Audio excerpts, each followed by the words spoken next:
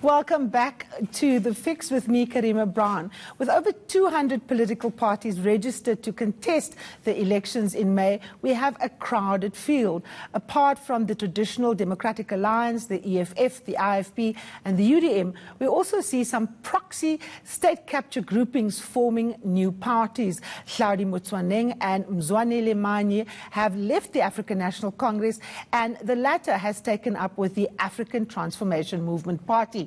So just which of these groups will genuinely give the ANC a decent run for their money? To help answer this question, I'm joined by political analyst Eusebius McKaiser. Eusebius, thank you so very much for joining us. Happy New Year. Thank you. It's going to be a very busy 2019. It will be, and I'm quite excited, as you and Peter are as well. I do think these elections cannot be under-described in terms of their level of importance. Absolutely. Let's just take a quick look at the recent breakaway. Jimmy Manye going to great lengths to tell us that the African National Congress is tired, that it can't advance a radical position, and he's now taking up with the African Transformational Party. I have come to a very sad conclusion that indeed the ANC has run its mile. The ANC has done all it could do and is now very tired and very fatigued. Once again, we must thank the ANC for the role it played thus far. Over the past few years, the PMF and many others have complained bitterly about the slow pace of transformation and lack of responsiveness to the inputs made to improve the policy and legislative framework so that we can eradicate the legacy of apartheid and colonialism. Recent reports by the Commission of Employment Equity continue to paint a very bleak picture in terms of representation of black people in various levels, mainly in the corporate world. The erstwhile supporter of the African National Congress. I couldn't help thinking, Eusebius. I mean, when I saw that, the first word that came, how conceited can you possibly be? You know, I mean, he's got used to his own. He started believing his own PR. He's been called a media mogul. Goodness sake! I mean, he bankrupted a company. He's not a mogul. And neither is he a politician. And I'm sorry, but I can't take these parties seriously. The African Transformation Movement, ATM, appropriately, I suppose. Atul told me. The first time Atul told me. The first I heard of it was, I think there was a guy, and I can't remember his name, one of the leaders. Their beef was about coal. And they were anti, if I'm not mistaken, they were anti-renewable energy. And they were picking up some stuff, I think, from Zwelinzima Vavi, might have been about, preserving jobs in Eskom and coal-fired power stations being run down, etc., etc. They've got nothing. I mean, there's nothing to talk about. They can criticize the ANC. Jacob Zuma is going to have a time of his life trying to sort of ride both of these horses at the same time. He's got a foot on each saddle kind of a thing. And I don't think they're going to make any difference at all. I mean, I just don't think that they matter. I agree with Peter. I think that's right. I think if we want to analyze the opposition, Karima, we have got to get on with analyzing the economic freedom fighters, the Democratic Alliance, and then the other small parties like the UDM, etc., and ask what they may yet do to reverse their electoral declines over the last couple of elections, with the exception of the DA that's always been on an upward trajectory. The biggest beef, as you've been analyzing this week on ENCA, for the ANC internally, is that some of these new parties are an attempt on the part of former President Jacob Zuma to make mischief. Yes. Now, that's a problem for Cyril Ramaphosa. But when you look at you, me and Peter thinking about our vote, none of us are going to take the ATM and the other parties seriously. They do not deserve us spending the lion's share of the rest of this conversation talking about them. For 5 minutes at least, Luthuli House must ask itself the tactical question, how do we neutralize these proxies for the Gupta project and for Jacob Zuma? How do we get him to choose between the two horses that he wants to sit on? Yeah. But I think from the point of view of the average viewer watching this show, those parties are not a feasible option for them to vote for. Now, of course, you've been focusing a lot on the Democratic Alliance and, of course, the economic freedom fighters. And the big question for a lot of Democratic Alliance supporters and members is the party still worth voting for, given the mess that they made of dealing with Patricia de Lille? You've had some interesting conversation with your listeners on your show. Take us through what you think the fortunes of the DA is going to be, and will Patricia hurt them in the Western Cape? I've tried to give this some productive thought so that we, don't just have hackneyed analyses around what's wrong with those parties, because what's wrong with them is pretty trite. We've discussed it on this platform. Both of you have written, Peter's written about it. You have on various platforms analysed it. So I thought maybe what would be worth saying, and we can decide where you want to go from here, are three things opposition parties need to do. The DA must do three things, broadly speaking. We can drill down into any one of them. The EFF must do two of the three things. The first is that keep it simple. Keep it simple is the overarching political strategy I would advise the opposition to think of in terms of. And then under that, there are three elements to it. The first is insist that 2019, I would say, Peter, should be a referendum not of the last 12 months, not even, I would be so clever as to advise, the Jacob Zuma years, but 25 years of ANC governance, and say to the electorate, we insist that you take these elections as an election that compels you to ask one overarching question. What do you make of a quarter of a century of ANC governance? So that's the first thing. The second thing, which the EFF can't do, obviously, but the DA must do, is then, on the basis of empiricism, say to the electorate, this is what we have done when you have experimented at local and provincial level with giving us an opportunity to govern. And tell us what the story is to be told, so that you don't only do negative campaigning, but actually also have a empirical basis for saying we have demonstrated a capacity to be an alternative government. And then the third thing, Karima, which I think is crucial as well, and I've looked at how Mmusi Maimane as well as Floyd Shivambu on Facebook have reacted in the last 18 hours to the ANC's manifesto launch. It is easy, quite frankly, to poke holes in the speech that we heard yesterday. What's harder to do is to say, okay, if it is true that under Cyril Ramaphosa in the first 12 months of him being in charge, we have lost more than the number of jobs than he promises to create every single year going forward if we were to vote for him. What is your plan? In other words, the third element is a key signature idea, if not a narrative. And that would be, for me, the three different planks for the DA. And because EFF hasn't been in charge anywhere, for them it's a two-pronged strategy. Peter? Wouldn't that be wonderful? I mean, what I'd like to see, the next big event is going to be the opening of Parliament and then the budget. Wouldn't it be wonderful if the EFF and the DA actually put together detailed budgets? Yes. Exactly. Ahead of time, publish them. So in other words, they're not just criticizing whatever Tito Mboweni stands up and says, but actually, here's our budget for this year. This is what we would do with the money available. And they have an organising principle or an organising idea around. I mean, commentators have spoken about this for years, Peter. And you know this, Karima, that many countries, in terms of the developmental agenda that Adam was talking about, and, I mean, there are nuanced differences between what you guys think and what Adam thinks. But fundamentally, all of us as South Africans want a party to come along to say, here is the big idea. Obviously, reality is more complex than a big idea. But elections require you to have simple political messaging. The details and the technocratic elements, that can come later. But in a 5-month period, you need political comms that really go into the key idea. I've got a clip that the DA has tried to message around jobs, saying that every household must have a job. Let's have a listen to that. But I've got a question for you about whether they have the coherence, just like the ANC, to actually put forward one idea. Let's take a listen to the DA.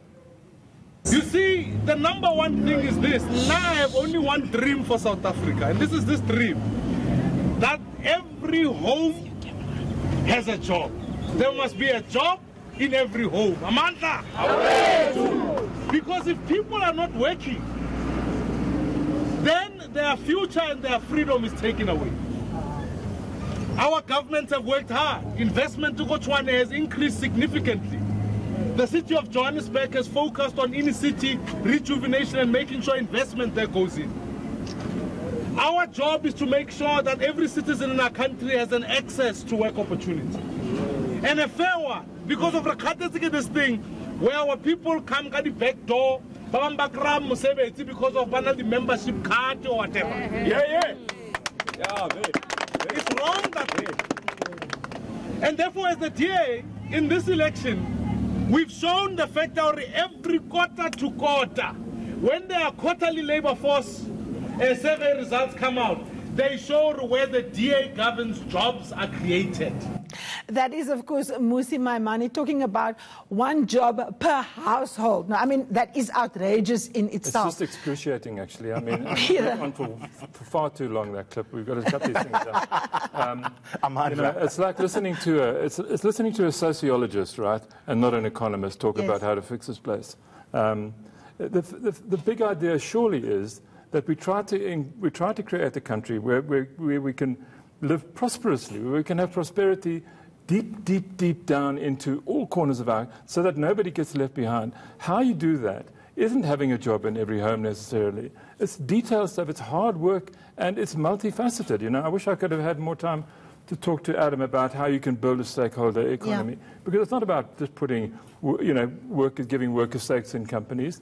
It's actually developing a whole series of intricate things that draw you in. If you were, if we were to start paying 50,000 rand into a bank account for every child on the day they were born, which they could then have when they were 21, but which in the meanwhile the state has access to as debt or a sovereign wealth fund or whatever it is, I mean, we could do, everybody leaves school or becomes a man or a woman and has got suddenly 200,000 rand in their pocket. But Peter, you are talking about detailed ideas. Eusebius, the DA promised us a set of policies which they are going to outline to the South African public. Gwen Ngwenya is in charge of policy. We're still waiting. Yeah, and I'm afraid Goro will return to earth before they have these, apparently. I don't know whether they have the capacity. I mean, Gwen Ngwenya seems to be as determined as the EFF to demonstrate that a postgraduate education doesn't guarantee that you actually have ideas. You asked her on this platform when she appeared the first time, the only time I think as well, and she had none.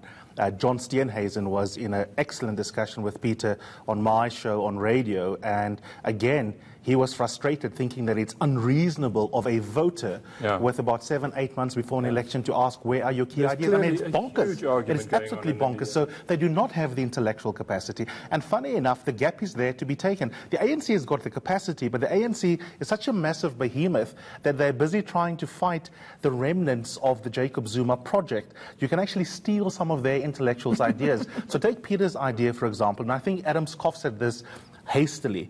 The concept of economic democracy is to be taken seriously. You then cascade it down. And even things such as shareholder schemes that changes the ownership structure, those are not piecemeal ways of making sure that capitalism delivers social justice. They're actually serious ways of ensuring that you get the best out of the market elements, because markets are efficient allocative mechanisms for dispersing resources in society, but that you build in a commitment to the social justice that he's talking about. If I was in the DA, I would say, that should be the detail. But then the next question, which is a fun question, is you then ask yourself, how do you translate that into messaging so that a Sowetan reader and a Business Day reader all get you?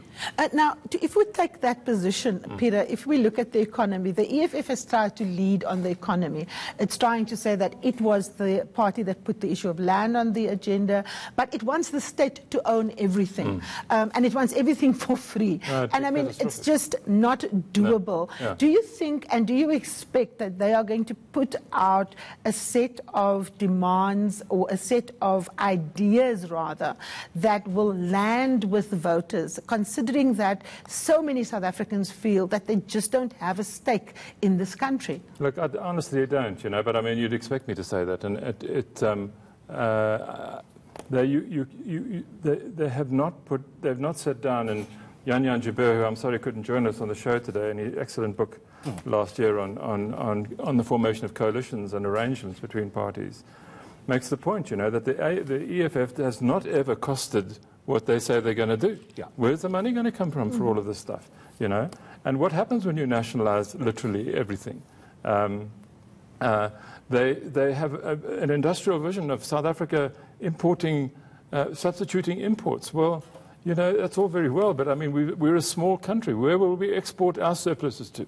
But where the EFF is marginally better than the DA, and I'm not saying they're doing well at all in this regard, Peter, but remember, we can either analyze the opposition through ideal theories, or we can say, given what we have, who's the least bad, who's doing better relative to someone else, is that first they galvanize around Jacob Zuma. Jacob Zuma is gone, then the land issue becomes a big deal. The ANC kind of make good strides returning to that, and now the wind has been taken out of their sails. I think that they should galvanize around two things that are still consistent with, firstly, getting rid of Jacob Zuma and focusing on the land question, and that would be the race question. Now, I know people don't eat race dialogue, but in terms of what makes sense in terms of their branding, questions around racial justice in this country, that is very potent. And then the other element, which speaks correctly to what Adam was flagging, is that growth is not a guarantor of inequality. We're a deeply unequal society, both in terms of income and in terms of asset base. If I was Julius Malema, I would pick just two issues.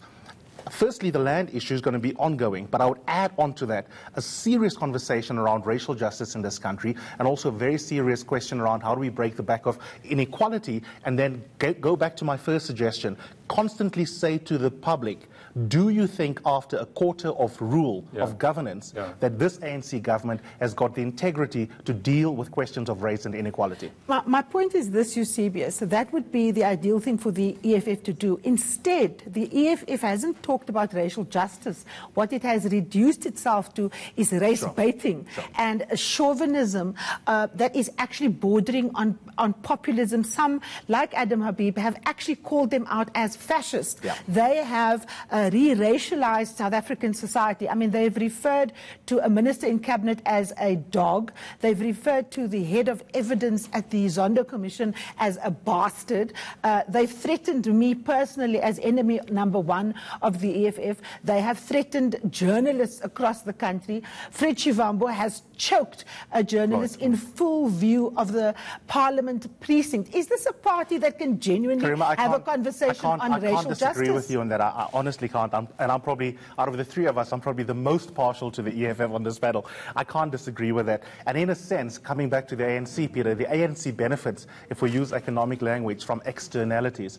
So if we take just one issue, we could take many issues that are important to us as South Africans, right? The economy matters, but identity also matters. On the race question, you either have Aloysius being atrociously agnostic on questions of race. You have the Northwest incident playing out, and what does the DA say? We're going to wait for scientific proof that there is racism in this town. I mean, that's being completely ahistorical. And then the other extreme is this incredibly crass, in the best case scenario, reductive racial politics, and in the worst case scenario, neo-fascist, if not fascist, on the part of the EFF. And who benefits the most? An ANC that has been in charge in a very pedestrian way for 40 years. So you have the ANC having the gift of weak opposition, Peter. Well, I mean, you know, how I'm just going to, just a quick thing here. This is just one. It's a wonderful book. So, it's still very readable. And I read it again, mainly on your recommendation, because I read it quickly the first time. So he goes to speak to the DA now about how they think about coalitions and who they are prepared to coalesce with. And he's now speaking to Musi Maimane. He said, when the option of cooperating with the ANC was put to him, Maimane left very little room for doubt. Quote, "We will only consider working with a breakaway ANC grouping. I will never work with people like former Ace Magashule, Superma Mapela." Which is the question you put to John Steenhuisen. And they wanted to have the cake and eat basically, so the DA will not form a coalition in any scenario in which it is the junior partner, basically. That's another way of saying that. That's what Steenhuisen said. And that basically means that they can only coalesce with the EFF. And the implication of that is that the more that they coalesce with, because they'll still be the bigger party after this election, is that the EFF will be able to feed off the kind of opportunities that DA governments afford them, because they don't have majorities. They're going to be able to influence tenders, do all of the things that left-wing parties need to do to get money. I mean, it's not, confined to South Africa. Left-wing parties getting into sort of, Yes. dodgy ways of financing themselves. That happens all over the world. Absolutely. Gentlemen, we've run out of time. Eusebius McKaiser, thank you very much for joining us and looking at the prospects of opposition. And, of course, Peter also acting there as a guest in many ways, because there are, of course, very strong views on how opposition needs to go about if they want to genuinely give the ANC a run for their money. Still ahead on The Fix, we look at stories making headlines in the Sunday papers with the City Press editor, Mondli Makanya.